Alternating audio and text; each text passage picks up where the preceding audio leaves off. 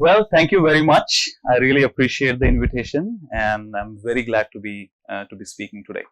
So, I'm going to be talking broadly about our work that we have done assessing the long-term energy pathways for India with two objectives. Right.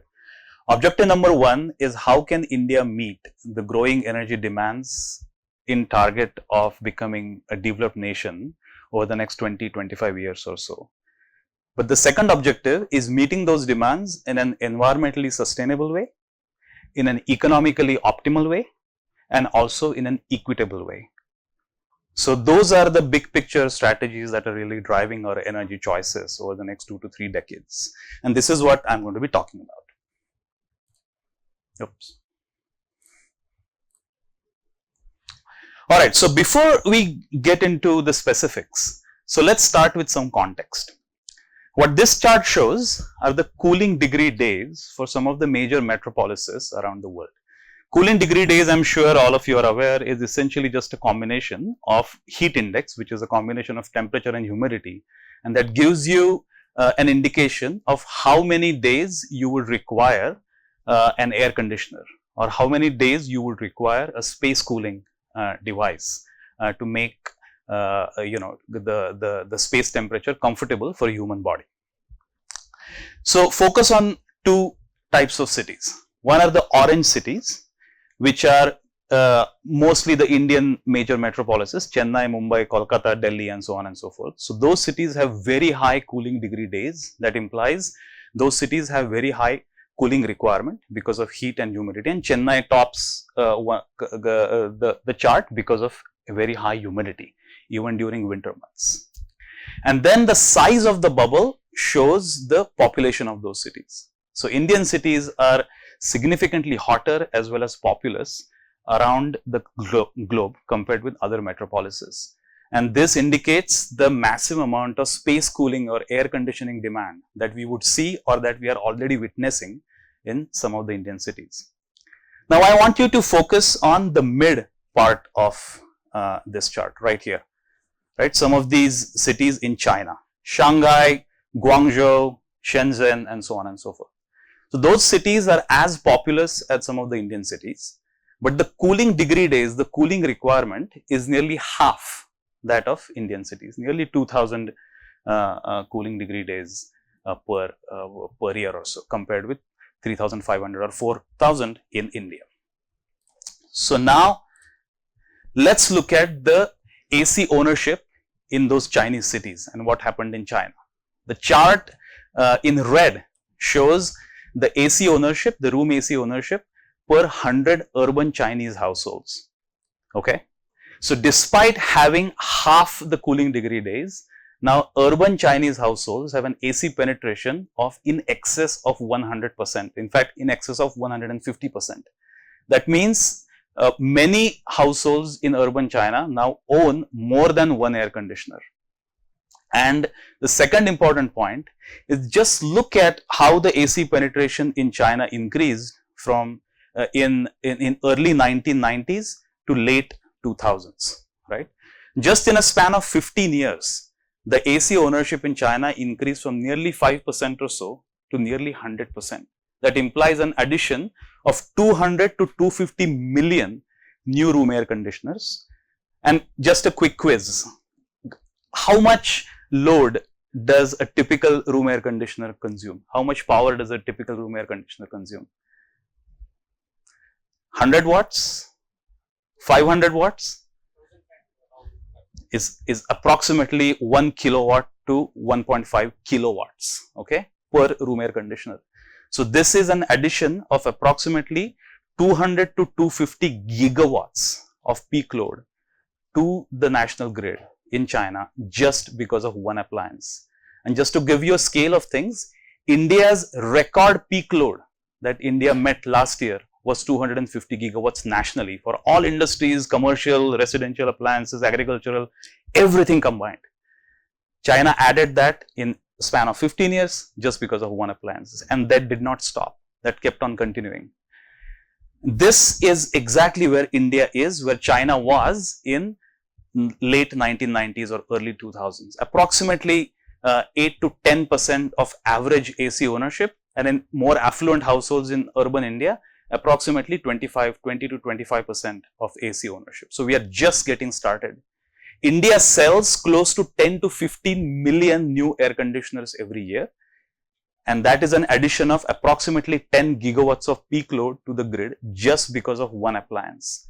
And over the next, the reason that this is important is over the next.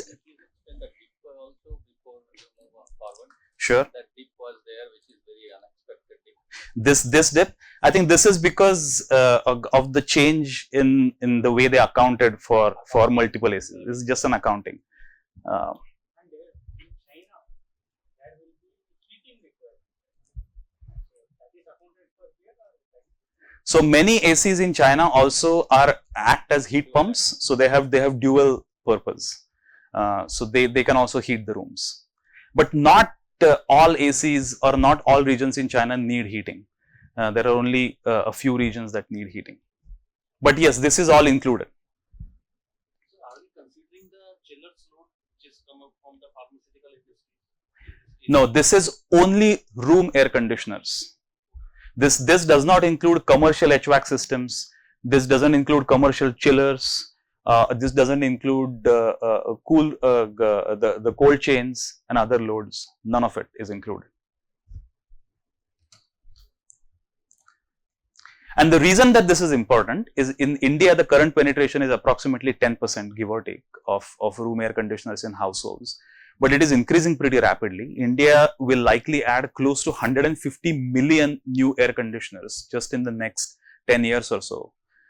India already has close to 50 million air conditioners existing today, 50 to 70 million air conditioners in existence. So over the next 10 years, by 2035 or so, we are talking about 180 gigawatts of peak load only because of air conditioners.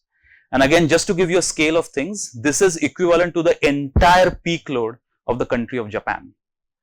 This is what India will have only because of one appliance. So this demand growth in India because of rising incomes, rising urbanization is massive. And this is obviously, I picked on room air conditioners, but one can use this analogy and one can use this for many different sectors. And I'm going to use it right away. So I'm just going to tell you three numbers which are pretty self-explanatory: 30, 500 and 900. Okay.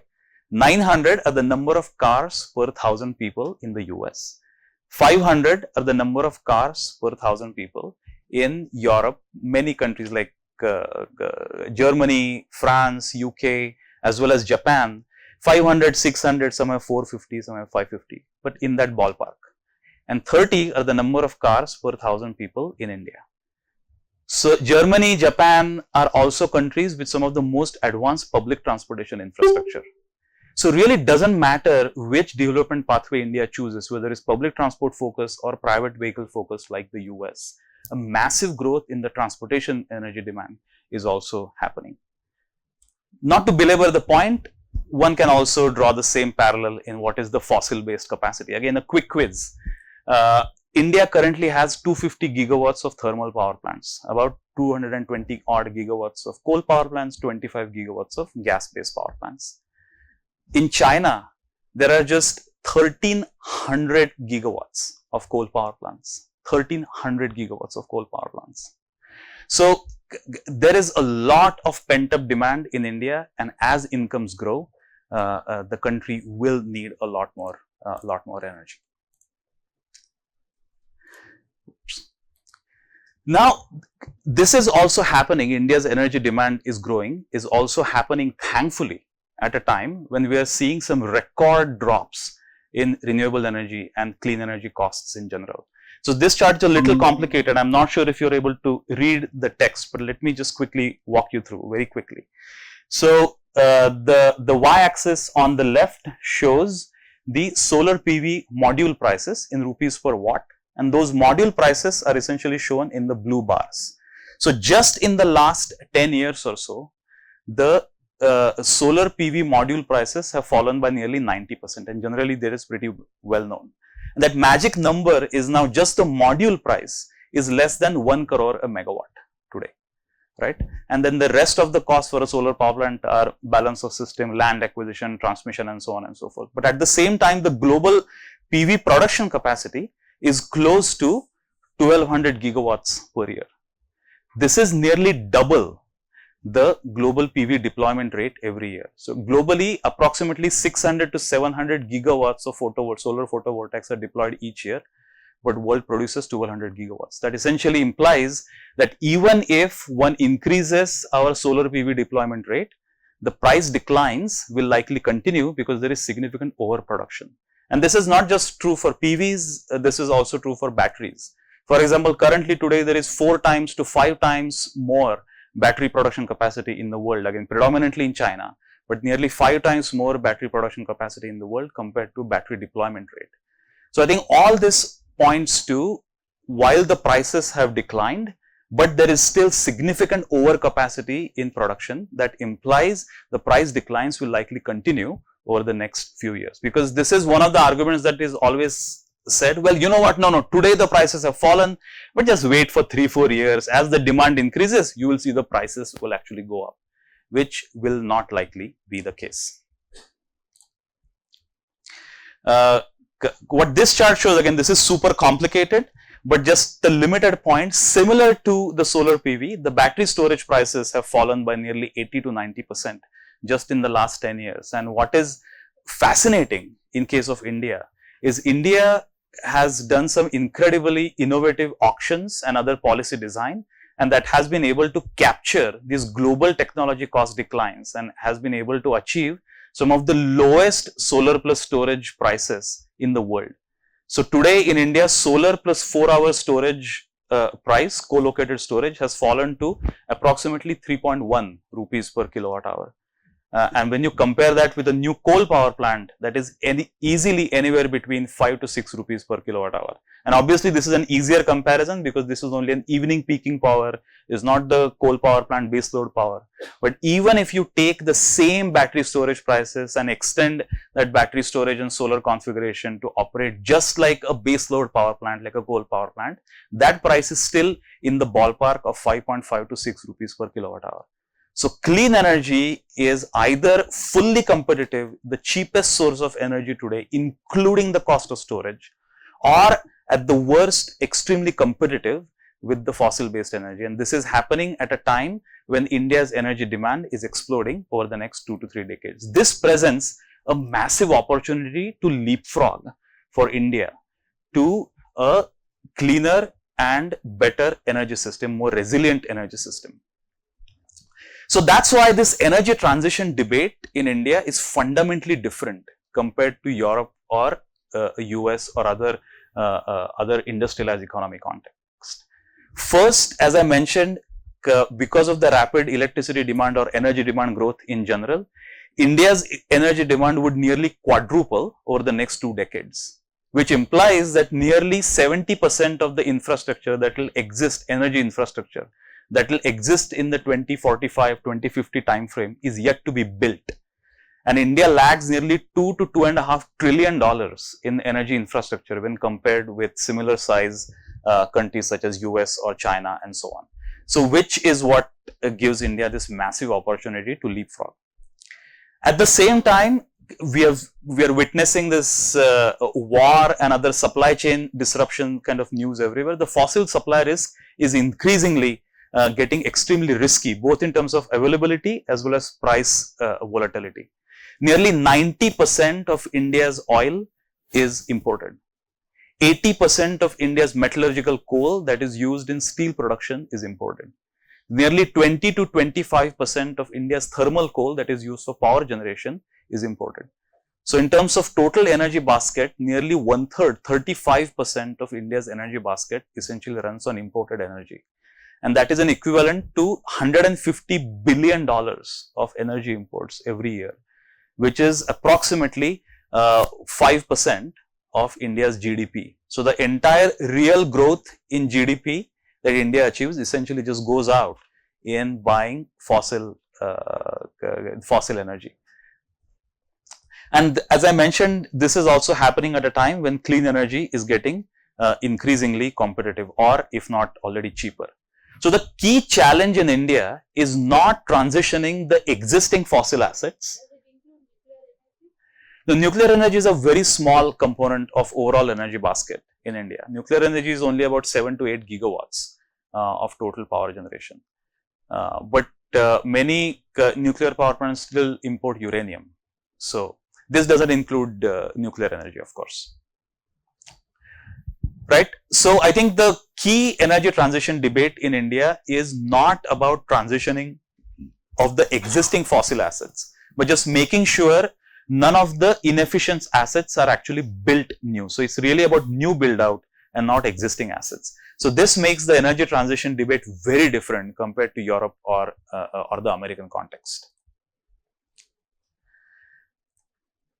Oops. There you go. So going forward, what is the broad thinking that we have done, and we have also talked with a lot of people on achieving this India's growing energy demand for achieving this Viksit Bharat vision by 2047. So in my opinion, I think my colleague just left. I think he got too bored. But in our opinion, the energy strategy for the next 2 decades in India should really rest on 3 pillars. One is it should create significant domestic dividends, meaning that it should reduce the cost of energy. It should inflation proof the energy cost. It should create significant domestic jobs. It should avoid air pollution and so on and so forth. So that's the domestic dividends parts. Second is it should utilize India's significant comparative advantage. And what is that India's comparative advantage? One is extremely innovative policy infrastructure that has enabled the deep cost reduction in solar storage and clean energy space. Yes. So for example, reverse auctions. So reverse auction is an extremely innovative, is just not a one-time auction, but bidders keep on bidding downwards. Second is this reverse auction happens several times at an identified location where the transmission is guaranteed, where the land acquisition is guaranteed, the offtake is guaranteed. So significant parts of the project related risks that usually developers face are taken care of. Then that truly reveals the developers' true innovative construction and other purchasing and procurement innovations. And that's how India has achieved those lowest prices. But anyway, so the comparative advantage leveraging in India is essentially using those successful policy mechanisms that India has used. For example, India is close to the equator. So India's solar profile on an annual basis is significantly more uniform compared to European or North American solar profile, which dips significantly in winter, doesn't happen in case of India. So if you are looking at providing energy throughout the year, India again makes a more of an economic case compared to Europe or Japan or in North America. So really leveraging on India's comparative advantages. And then there are obviously institutions such as this very institute and several other elite engineering and premier engineering institutes that produces some of the top engineering talent in the world.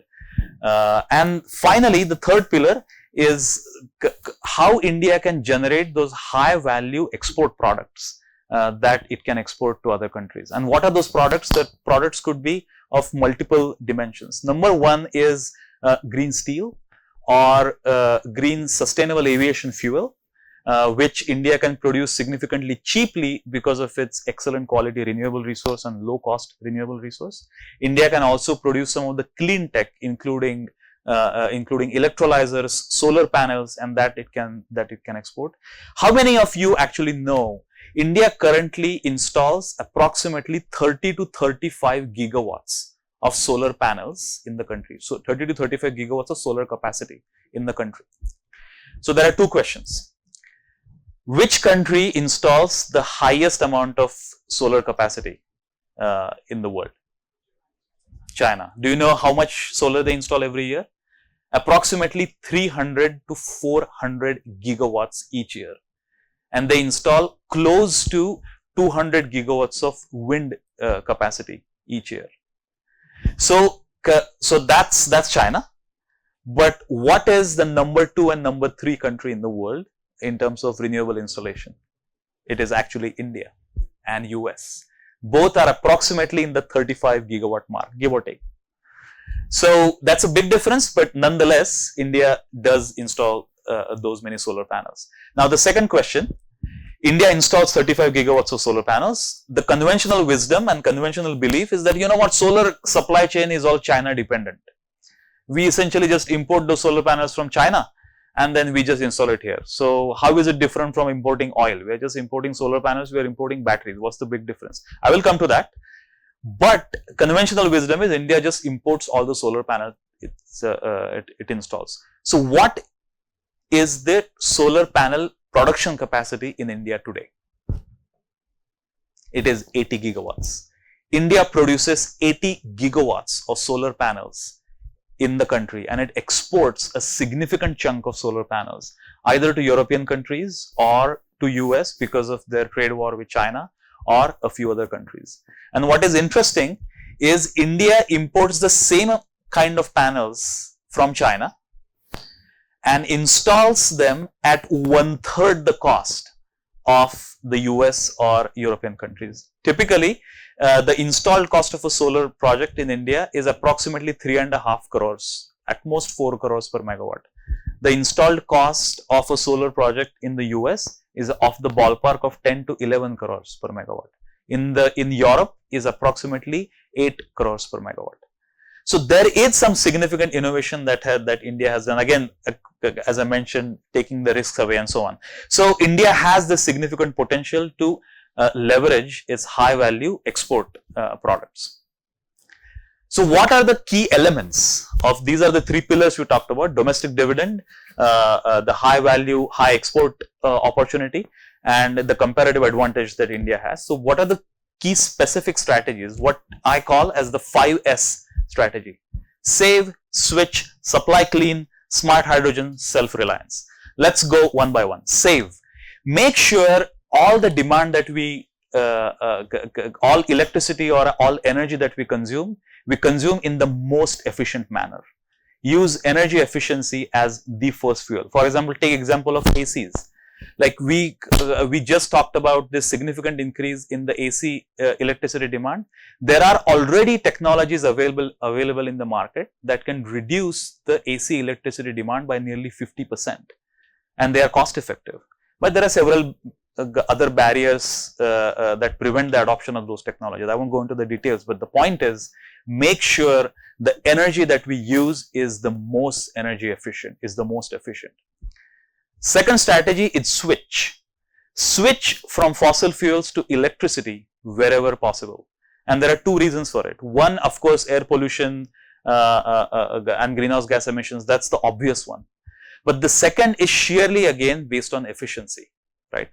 For example, a fossil fuel based car or IC engine usually has a typical efficiency of, there are many mechanical engineering students here, I'm sure, 30 to 40%, give or take.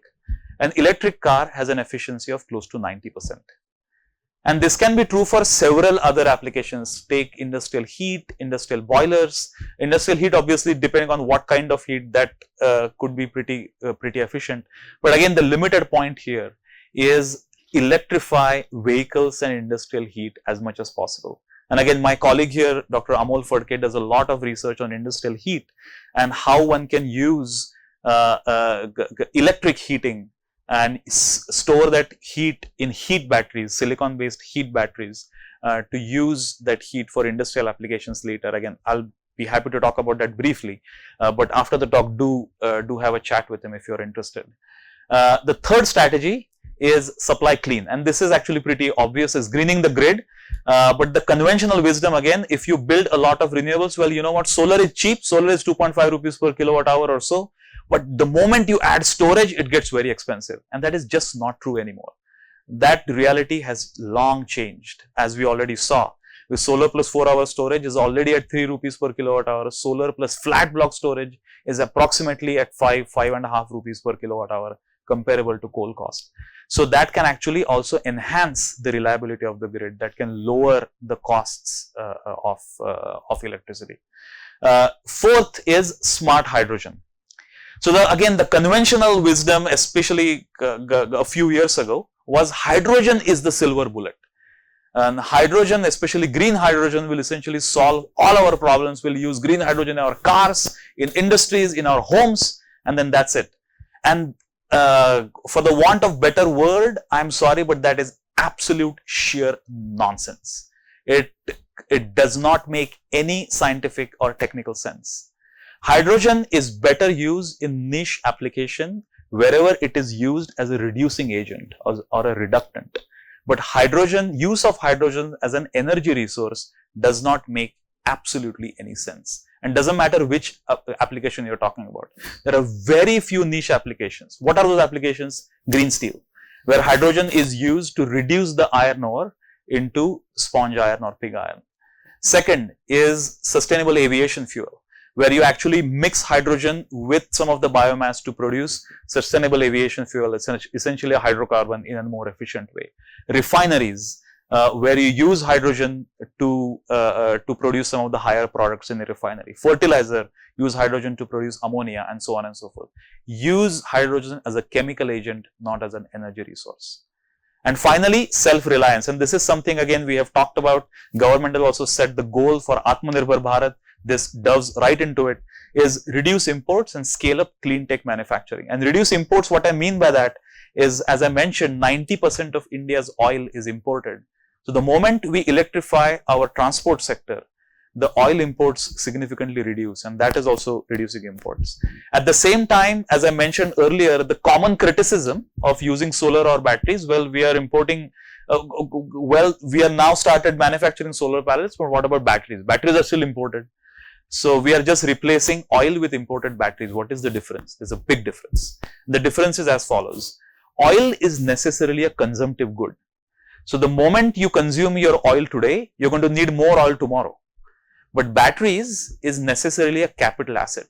Once you get those batteries, you have those batteries. Those batteries are not going anywhere for the next 10, 12, 15, 20 years as the battery life is. And all the elements, the lithium in those batteries, also you have them. Lithium, even in spent batteries, the lithium doesn't get burned or anything. Lithium is just there. Nearly 90 to 95% of the lithium in spent batteries is recoverable.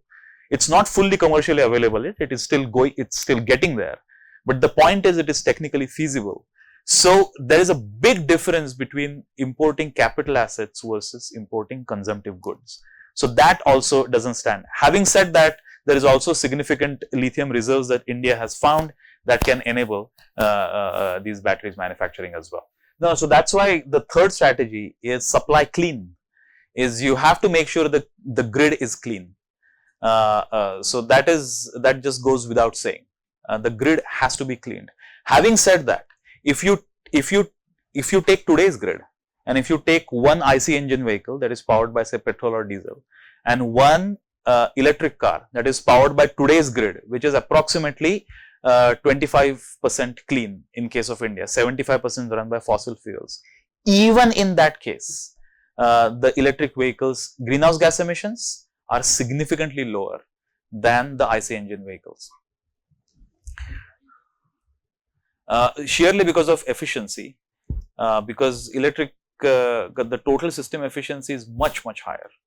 Yes, that's right. So even if you look at the life cycle emissions, so when I talked about total GHG emissions, I was talking about life cycle GHG emissions, including the GHG emissions, life cycle GHG emissions of the electricity sources that you use. For example, one can also make the same argument for coal, because coal generates emissions when at the point of combustion, but just to mine coal, you still have to expend energy. So there have been several studies, and that it's very clearly shown that even on a life cycle basis, the GHG emissions between say solar based electricity versus coal based electricity is a 95 to 97% reduction, even if you consider all the life cycle emissions.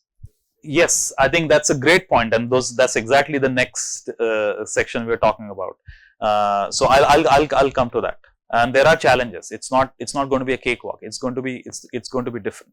It's going to be difficult. So can we talk about that when we get to that slide? Again, I'll wrap it up in about 5 to 7 minutes.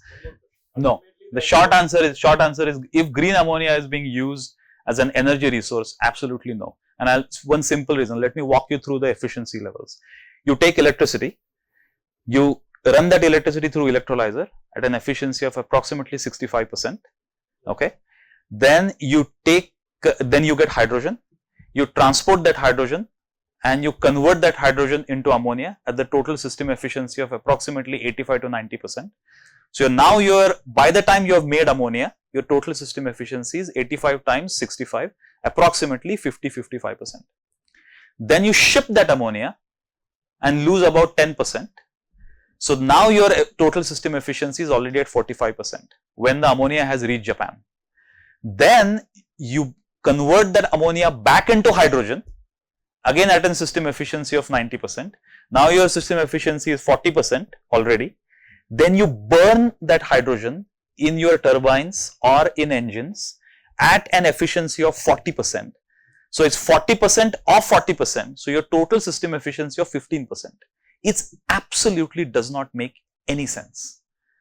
And that's why you don't see many commercial projects that are actually economically viable with this option coming up.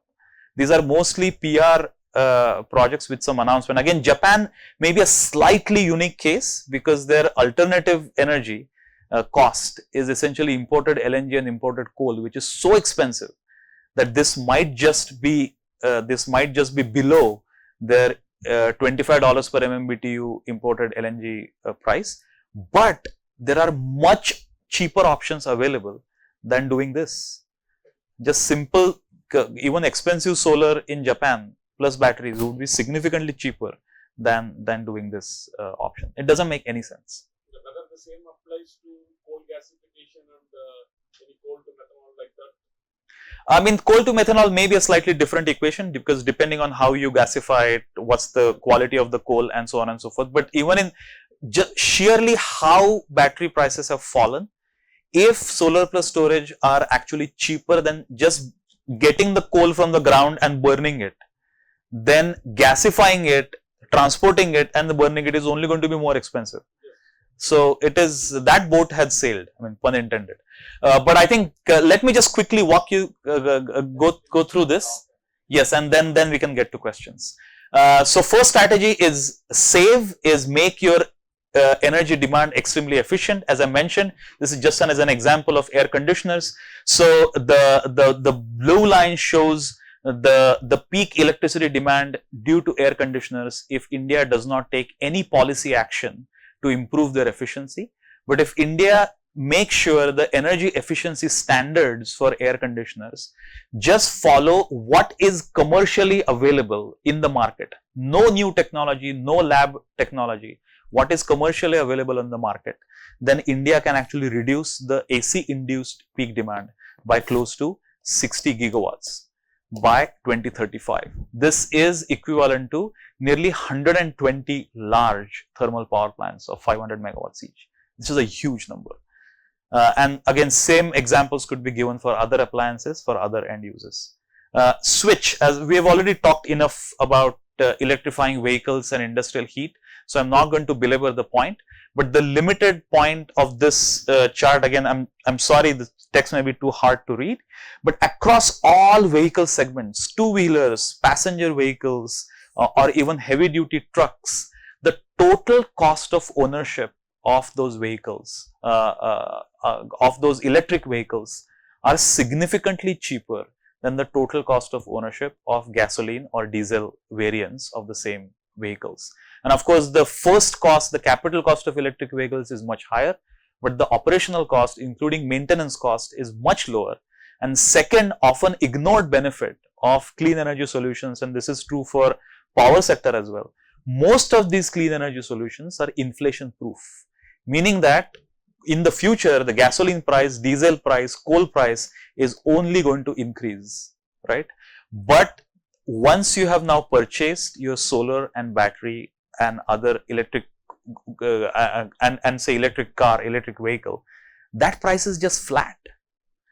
So in real terms, that price is actually falling and you are completely shielded off from any inflationary impacts that your gasoline or diesel prices may have. This is a humongous benefit, also impacts the general inflation of the economy that is not entirely understood or studied. But anyway, so the limited point of this chart is electric vehicles are cheaper on a total cost of ownership basis, rupees per kilometer, across all vehicle segments, including trucks as well as two-wheelers, than gasoline or diesel vehicles. And as a result, if India really aggressively switches to electric vehicles, that can save close to $2.5 trillion to consumers until 2050. And this is one of the main points, is what this chart shows. If India does not take any policy action, just continues with whatever it is doing right now in terms of its vehicle policy, then this chart shows the crude oil imports in dollar billion that India will have to import just to power these gasoline or diesel vehicles over the next 20 years until 2050 or so. So today we are approximately at $150 billion of oil imports. By 2050, in real terms, it will be close to $250 billion, which means in nominal terms, it will be much higher. This is inflation adjusted. But if one switches to ambitious electric vehicle targets, and if one starts doing policy driven electric vehicle targets, then one can actually avoid almost all of these imports, significantly impacting the country's balance of trade and foreign exchange reserves. Finally, we have already talked about it, is using low cost electricity powered heat batteries for industrial heat. So just a quick question, what fraction of our total energy consumption is used for heat? Take total energy consumed, electricity, gas, oil, coal. What fraction of that energy is actually used for heating purposes? Nearly half of all the energy that we use globally is used for heating, either heating buildings or heating industries. And of that total heating demand, nearly 2/3 of the demand is in industrial heat. So making sure you electrify that industrial heat with these economical solutions. Again, these are economically viable, assuming you are using expensive gas or expensive oil. If you use cheap coal, then they are still not fully economically viable. The point is, they're still getting there. And the technology is very simple. These are refractory bricks, silicon-based refractory bricks. They have a simple resistive coil in between. You pass excess solar electricity or cheap solar electricity through those coils. The coil heats up, essentially heating up the air. The silicon bricks trap that heat, and then you can use that heat sometime later whenever you need it. And you can generate up to 1500 degrees Celsius of heat. But as I mentioned, I'm just parroting these lines, hearing what my colleague Amol has been saying. So if you are interested, please do get hold of Amol to talk more about this. All right, I think then the third strategy is supply clean, is greening the grid. I think this is something that we have already talked about. I'm not going to go through a lot of details. But what is interesting is if you take India's grid and break it down into 3 time frames, between now and 2030, 2030 through 2040, and 2040 and beyond. And let's look at what is happening in the short term, medium term, and long run. Let's look at short term. So this is the what is the electricity generation capacity that India has under construction and that is scheduled to be commissioned over the next 3 to 4 years. And this is just the firm capacity, which means that can actually dispatch during evening peak periods. So coal, hydro, and nuclear total approximately 41 gigawatts of firm capacity will likely be commissioned over the next 3 to 4 years. And this is assuming no delays. India is known for long delays of these thermal and hydro commissioning, but let's assume no delays, 41 gigawatts will be commissioned. What this chart shows is a very short-term demand projection over the next 2 to 3 years. Let's only focus on this middle column, okay? So in 2024 summer wave, around May or June in 2024, India met an evening peak load of 234 gigawatts. The total system peak load that was met by 250 gigawatts, but that was in the afternoon with the aid of solar. So if you take that solar out, the evening peak demand, when there was no solar generation on bar, the system met a peak load of 234 gigawatts. India's electricity demand has been growing at an average of 7 to 8% per year, give or take. Let's assume 7.5%, right in between. So over the next 3 years, India's electricity demand will increase by approximately 57 gigawatts. But the firm capacity that is under construction and due to be commissioned is only about 41 gigawatts. So we are looking at significant shortages, about 15 to 20 gigawatts of shortages by 2027, 2028. And this is a significant number, especially for a growing economy like India. And even if we add nearly 100 gigawatts of new renewable capacity that is again scheduled to be commissioned over the next 2 to 3 years, that still doesn't change this evening peak shortage that we are seeing, which is approximately 15 to 20 gigawatts. So what is that energy resource that you can build in the next 2 to 3 years? Can you build coal in the next 2 to 3 years? No. Can you build hydro? No. The only option India has to avoid shortages is using cheap solar plus storage in the next 2 to 3 years. And how much solar plus storage is again approximately 15 to 20 gigawatts of electricity storage coupled with approximately 50 odd gigawatts of solar capacity that can avoid these electricity shortages. Then taking a medium term outlook 2030, beyond 2030 like 2032, 2035 and so on and so forth. So what we find is by 2030, the current government targets of 500 gigawatts of clean energy by 2030 is actually the least cost pathway. And this pathway will essentially have 3 components. Component number 1 is installing 500 gigawatts of clean power by 2030 and then continuing the same momentum, 600 gigawatts by 2032, 1000 gigawatts by 2035 and so on and so forth. So that is the least cost pathway. The second dimension, and equally important, is building a lot of energy storage. Renewables without energy storage is not as valuable. So you need about 60 gigawatts of energy storage by 2030, around 90 odd gigawatts of energy storage by 2032, and more than 120 to 130 gigawatts of energy storage by 2035. And then you just need to continue with that momentum. And finally, about coal assets. So across different scenarios and several uncertainty parameters that we assessed, what we found is no new coal capacity is found to be cost effective in India. And this has deep consequences, right? So India currently has approximately 220 gigawatts of coal capacity installed. About 20 gigawatts of coal capacity is under various stages of construction. So by 2030, realistically speaking, I mean, obviously you can't stop construction, you cannot take the steel that is already in the ground. So around 240 gigawatts of coal capacity is mostly like a given in India. But beyond those 240 gigawatts of coal capacity, not a single gigawatt of coal capacity is cost effective anymore. For several reasons that we've already discussed: inflation proof, supply risks, costs and so on and so forth. And currently there is a plan of building approximately 80 to 100 gigawatts of new coal to meet the new demand. But unfortunately, that is going to add close to 100,000 crores each year onto consumer costs, sheerly because of that suboptimal investment choice.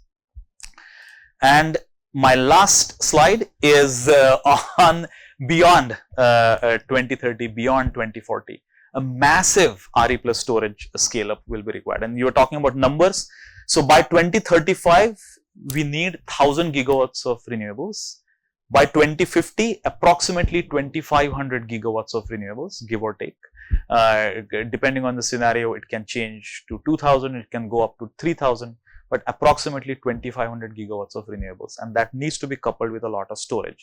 And that does give a lot of challenges of land, of transmission. And preliminary assessments suggest there should not be immediate land constraints until 2035 or so. But beyond 2035, we do need some innovative land solutions. We do need some innovative storage solutions. We do need some innovative transmission solutions where we can actually site renewables wherever we actually have land available, But the current constraint is, well, you can site all the renewables in Rajasthan or Gujarat, but you can't transmit them because there are transmission constraints. And that's why you need to look for siting renewables in densely populated regions such as Tamil Nadu or Telangana or Maharashtra and so on, and that becomes a challenge. But if we have innovative transmission solutions that can increase the capacity of our grid, one can site renewables wherever they are available, wherever land is available, without really worrying much. But I think we have already talked about hydrogen. Just I'm sorry, one last point is there is always some question raised about lithium reserves. Does India have some lithium reserves and so on and so forth? So the big picture assessment that we have done is India does have enough lithium reserves. What we don't have is lithium refining capacity. But lithium refining capacity is something that can be built. Lithium reserves just don't appear out of nowhere. Thankfully, India has those lithium reserves, and India can also have access to all the other batteries that we will use over the next 20-30 years and recycle lithium from those batteries. But anyway, so let me stop here and see if there are any questions.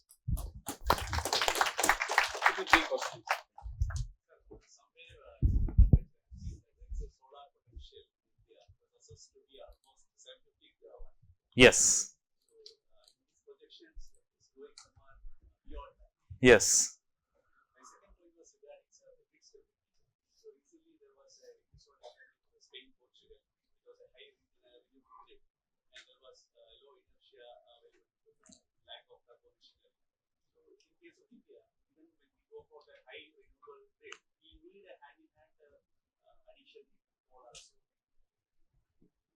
Right. So I think your first question about 750 gigawatts of solar potential and so on. So we kind of briefly looked at those potential estimates, and there are several arbitrary assumptions made on land availability and so on and so forth. So there are several other studies. Just last week, Terry released a study where they showed the total solar potential in the country is 10,000 gigawatts. So solar potential per se is not the constraints. It's really those land availability, where it is available, what's the resource quality. Those are the questions that are really biting. And second, about the Spain, Portugal and Iberia, that grid failure. So they built a lot of renewables, but unfortunately did not build storage. And that is why the storage development and renewable development needs to go hand in hand. And there are several cutting edge research that is happening on how storage can provide synthetic inertia to the system. And we may not necessarily need a large rotating mass to support grid stability and grid inertia.